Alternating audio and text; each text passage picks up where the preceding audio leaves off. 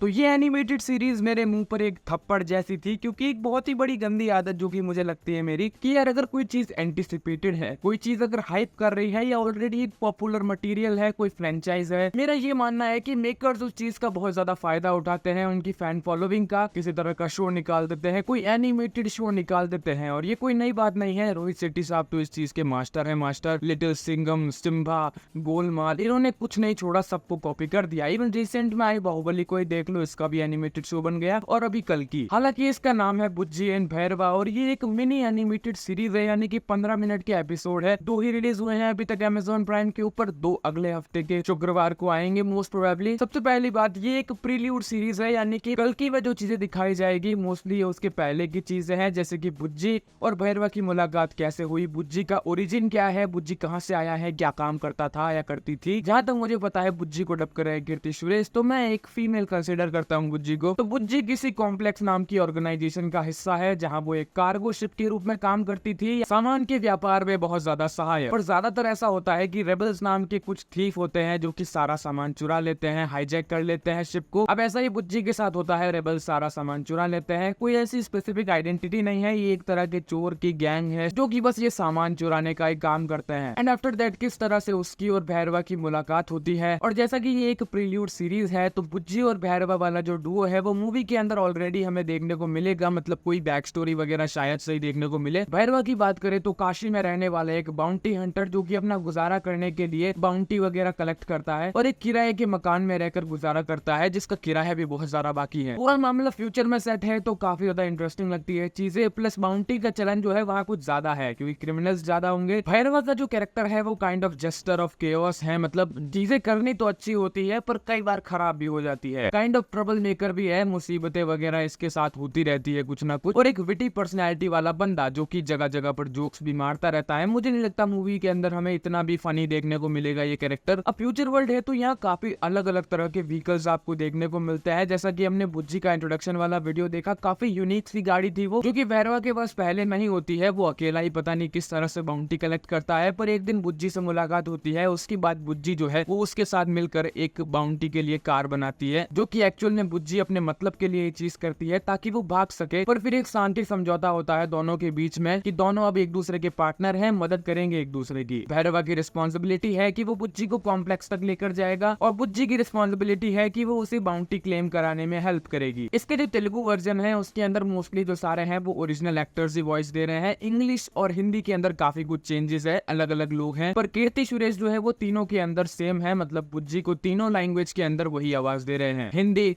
English और तेलुगु। अब animation वगैरह की तो क्या ही बात करें, 3D एनिमेशन था, बढ़िया सिंपल सा एनिमेशन था, ज्यादा कुछ कॉम्प्लेक्सिटीज नहीं थे। पर जो चीज मुझे सबसे ज्यादा पसंद आई वो थी इस मूवी की वर्ल्ड बिल्डिंग। लाइक जिस तरह का इन्होंने पूरा वर्ल्ड क्रिएट किया है, उसे दिखाया है कि फ्यूचर में किस तरह की चीजें दिख सकती है। लोग अलग अलग तरह की हवा बेच रहे हैं, चाय और पान की टपरी आसमानों में उड़ती हुई नजर आ रही है। होलोग्राम वाले गैजेट्स भी देखने को मिलते हैं कि इंसान की एक छवि निकलती है किसी गैजेट से और मैसेज वगैरह देने में काम आए। किसी तरह की फिजिकल मनी शायद ही वर्क करे, क्योंकि सब लोग यूनिट करके कुछ नाम लेते हैं जो कि वो अपने घड़ी से किसी तरह के पॉइंट्स वगैरह ट्रांसफर करते हैं। बट मनी भी हो सकती है, जिसका रीजन मैं आपको बताता हूँ अभी। कार्गो शिप्स और कई सारी गाड़ियां हवा में उड़ने लगी है। अब पता नहीं गवर्नमेंट एग्जिस्ट करती है कि नहीं, संचालक है कोई ऊपर, या फिर बस सब कुछ अपने मजे में जी रहे हैं लोग। दूसरे मुझे बढ़िया लगी इस सीरीज के कैरेक्टर्स, जैसे कि वो मकान मालिक ही हो गया, या फिर गोकू, ये वाला नहीं, एक अलग गोकू इसके अंदर आपको देखने को मिलता है जो कि एक भिखारी है। अब यही से मेरा पॉइंट आता है, शायद फिजिकल मनी हो सकती है सीरीज के अंदर, भिखारी क्या मांगेगा, यूनिट शायद ही, और शायद हाँ भी, क्योंकि फ्यूचर है, कुछ भी किया जा सकता है। तो मेरे लिए ये चीज काफी अनएक्सपेक्टेड सी थी, क्योंकि मैंने इस एनिमेटेड सीरीज का ट्रेलर तक नहीं देखा था और मैं डायरेक्ट सीरीज देखना चालू कर दिया। तो काफी मुझे अच्छा लगा ये देख के कि बहुत बढ़िया चीज देखने को मिल रही है, क्योंकि मैं इतना अवेयर ही नहीं था। But now I am curious to know more about this series and कल की ऑल ओवर यूनिवर्स। अब देखो और क्या क्या देखने को मिलता है, क्या क्या चीजें ये लोग सेटअप करते हैं अपनी एनिमेटेड सीरीज के अंदर, ताकि हमें हेल्प मिल सके कल की देखने में। और एक तरह से हेल्प हेल्प मिलेगी कल्कि का वर्ल्ड डिस्कवर करने में, जो कि एक पूरी मूवी के अंदर तो इम्पॉसिबल है। मूवी के अंदर सब कुछ तो नहीं दिखाया जा सकता, पर सीरीज के अंदर काफी कुछ चीजें दिखाई जा सकती है ताकि मूवी देखते वक्त ज्यादा डाउट्स ना आए। तो वर्ल्ड एक्सप्लोरेशन का जो काम है वो ये मिनी सीरीज करने वाली है, और मेरे लिए मैंने बता दिया ये काफी अनएक्सपेक्टेड सी चीज थी। मुझे इस तरह की चीज पसंद आ गई क्योंकि बच्चों जैसी लग रही थी, जो कि बच्चे भी देख सकते हैं, कोई इशू नहीं है। एक चीज ये कि अगर ये लोग एनिमेटेड सीरीज को इस तरह से बनाकर दिखा सकते हैं जो वर्ल्ड इन्होंने बनाया है, तो सोचो कल की जो लाइव एक्शन मूवी होने वाली है उसमें तो क्या ही बवाल होगा। खैर, आपने ये 2 एपिसोड अब तक देखे या फिर नहीं देखे, और देखे तो अपनी राय मुझे कमेंट में जरूर बताया आपने क्या क्या डिटेल्स नोटिस की। मिलेंगे हम अगली वीडियो में, टिल देन टेक केयर,